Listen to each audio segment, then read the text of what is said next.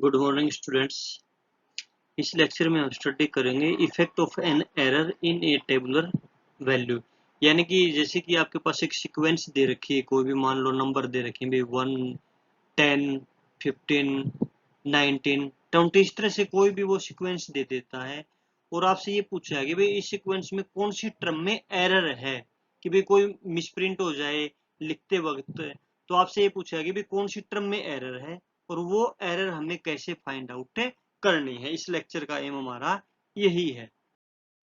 तो इसमें देखो, जैसे ये भाई ये आपकी दे दी, एक्स की वैल्यूज दे दी 1 2 3 4 5 6 7 8 9 10 हमने मान ली।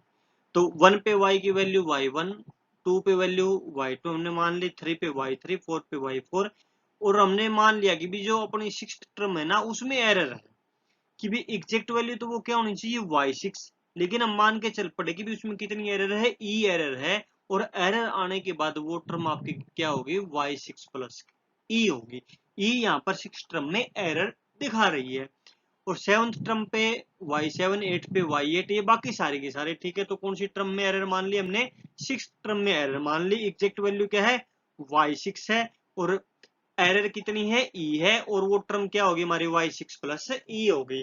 तो इस एरर का इफेक्ट देखो आप आगे जो फाइनल डिफरेंस फाइंड आउट करोगे सब में पड़ेगा। जैसे फर्स्ट डिफरेंस हमने फाइंड आउट किया तो कितनी टर्म में एरर आ गई, डेल y5 प्लस ई, यहाँ पर भी ये आ गया और यहाँ पर भी ई आ गया। देखो ये कैसे निकालोगे, del y1 y2 minus y1 del y1, y3 minus y2 del y2, y4 minus y3 del y3। अब यहाँ से y6 माइनस y5, हाँ भाई इसमें से ये सब्ट्रैक्ट करोगे तो y6 माइनस y5 क्या आ जाएगा, डेल y5 और प्लस के e आ जाएगा। इसमें से ये सब्ट्रैक्ट करोगे y7 माइनस y6 क्या हो जाएगा, डेल y6 हो जाएगा और माइनस ये e आ गया। इस तरह से चलता गया। फिर second difference, third difference, fourth difference, ये हमने निकाल लिया है। देखो ये एरर इफेक्ट बढ़ता गया ना, यहाँ पे तो एक टर्म में एरर है, फिर दो टर्म में हुई, फिर तीन टर्म में, फिर चार टर्म में, फिर पांच टर्म में हुई। तो ये टेबल आप लोगों ने सबसे पहले बना लेनी है। अब ये जो तीन चीज या चार पॉइंट दे रखे ये पॉइंट आप लोगों ने थोड़ा ध्यान से समझने।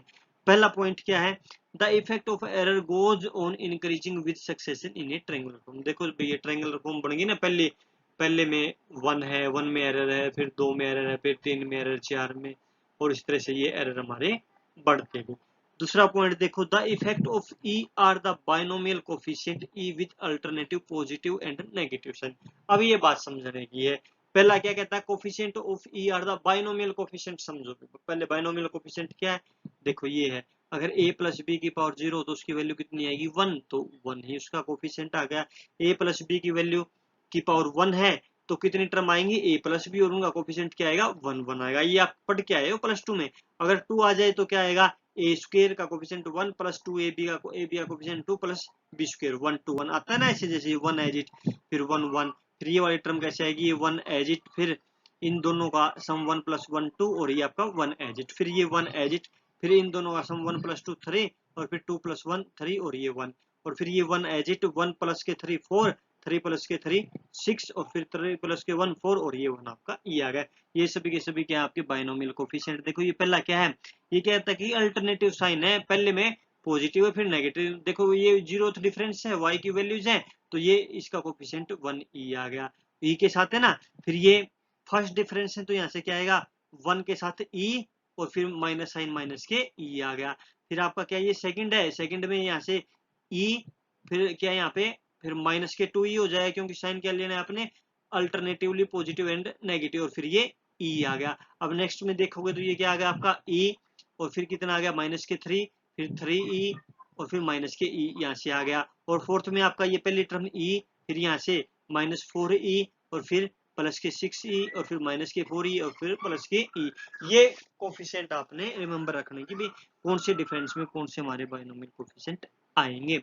अब देखो कैसे एरर फाइंड आउट करोगे। पहली बात क्या है, आपने वो कॉलम देख लेना है जहाँ पे अलजेब्रिक सम, जिस कॉलम का सम क्या हो जाए, 0 हो जाए। आपने ये डिफरेंस निकालने, del y, del 2y, del 3y, del 4y।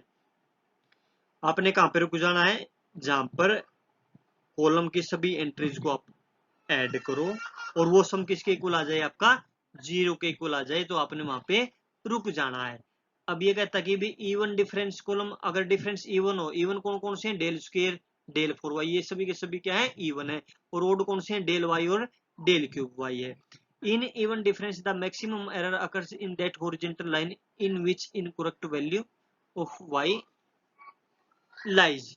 ये क्या कहता है कि मैक्सिमम एरर अकर करेगी in that horizontal line in which the incorrect value lies, कि भी जिस लाइन में इनकरेक्ट वैल्यू आपकी है उसके सामने क्या एरर क्या एग्जिस्ट करेगी, आपकी मैक्सिमम एरर एग्जिस्ट करेगी। अब एक बार देखो, एक बार ये 2 पॉइंट पढ़ो। In odd differences maximum error occurs in those two horizontal lines in which are adjacent of the line in which incorrect values lies. जैसे ये देखो, ये कैसा भैया आपका इवन है, तो मैक्सिमम वैल्यूज यानी कि एब्सोल्यूट वैल्यू आप देखोगे कौन सी आएगी, ये आएगी ना, डेल 6, डेल 4y प्लस के 6, ये मैक्सिमम एरर आ गई। तो ये इसके सामने आया, ये खाली रहेगा, यहाँ पे ये वैल्यू आई, फिर ये खाली आ गया, फिर ये आई, यानी कि इस टर्म में आपकी एरर है, ये आपकी एरर बनेगी।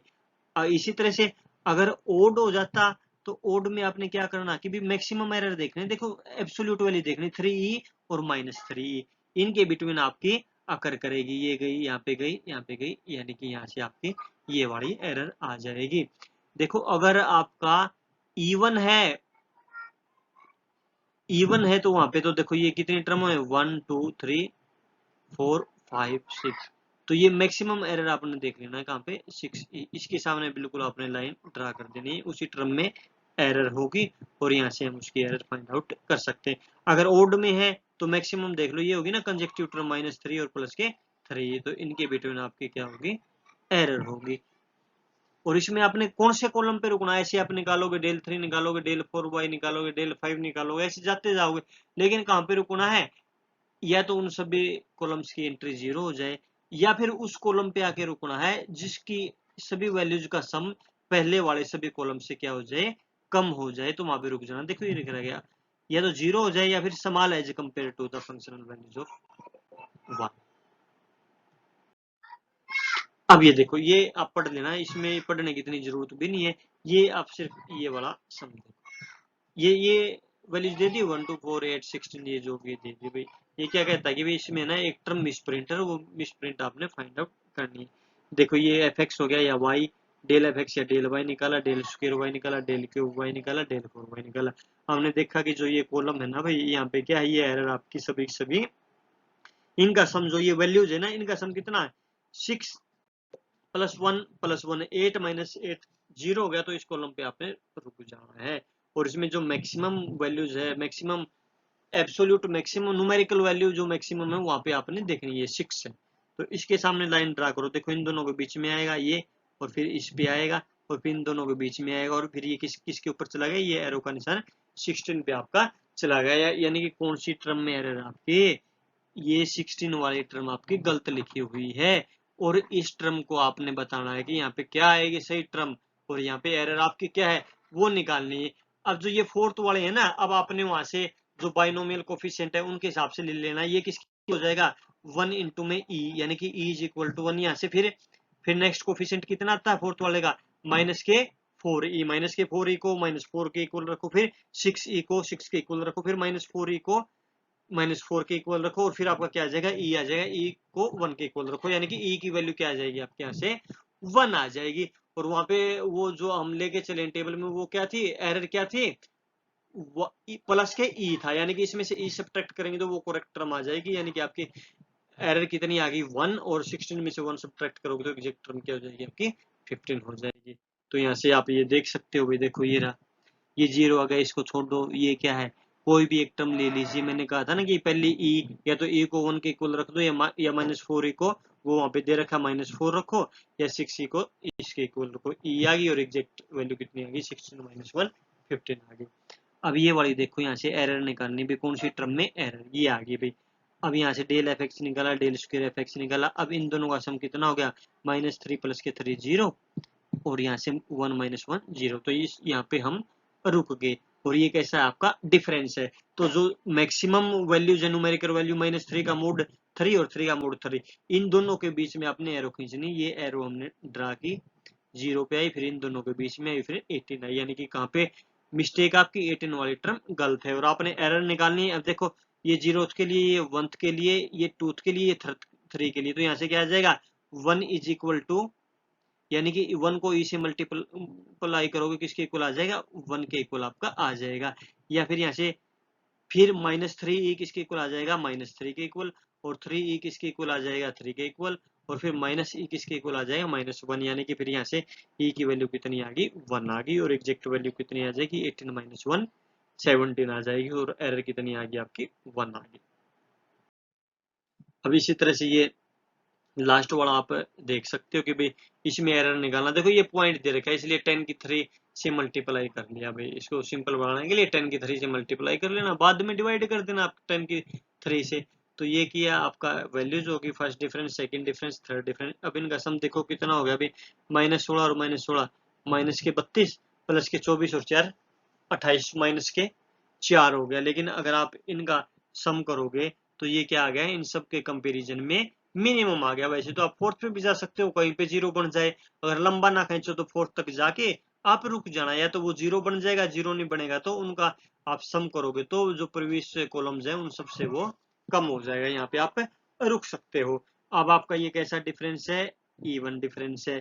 अब इवन डिफरेंस है तब आप कहाँ पे जाओगे उसमें, इवन वाले में जो मैक्सिमम वैल्यूज है, मैक्सिमम कितनी 24 है, तो उसके सामने आपने ये एरो का निशान ड्रा करना, ये इस पे गया और यहाँ पे आ गया 2379 पे आ गया। अब आपने एरर निकालनी है, तो फोर्थ वाला है तो ये तो 0 के लिए, ये 1 के लिए, 2 के लिए, 3 के लिए, 4 के लिए, तो यहाँ से क्या आ जाएगा 1 इंटू में ई किसके इक्वल हो जाएगा, ई को 4 के इक्वल रखो, या फिर -4 ई को -16 के इक्वल रखो, या फिर 6 ई को 24 के इक्वल रखो, या फिर आप -4 ए को -16 के इक्वल रखो, और यहाँ से ई किसकी इक्वल आ जाएगी 4 की इक्वल आ जाएगी, और एग्जैक्ट वैल्यू कितनी हो जाएगी, ये 2379 में से 4 घटा देना 2375 आ गया, और एग्जैक्ट फाइंड आउट करने के लिए 10 की 3 से डिवाइड कर देना, ये एग्जैक्ट वैल्यू आ गई। तो इस तरह से आप लोगों ने एरर निकाल देनी है, बिल्कुल इजी सम है, 2-3 सम करोगे तो सब समझ में आ जाएगा। अगर किसी स्टूडेंट की कोई प्रॉब्लम है तो आप अपने ग्रुप में मैसेज करके पूछ सकते हो कि मेरे ये बात समझ में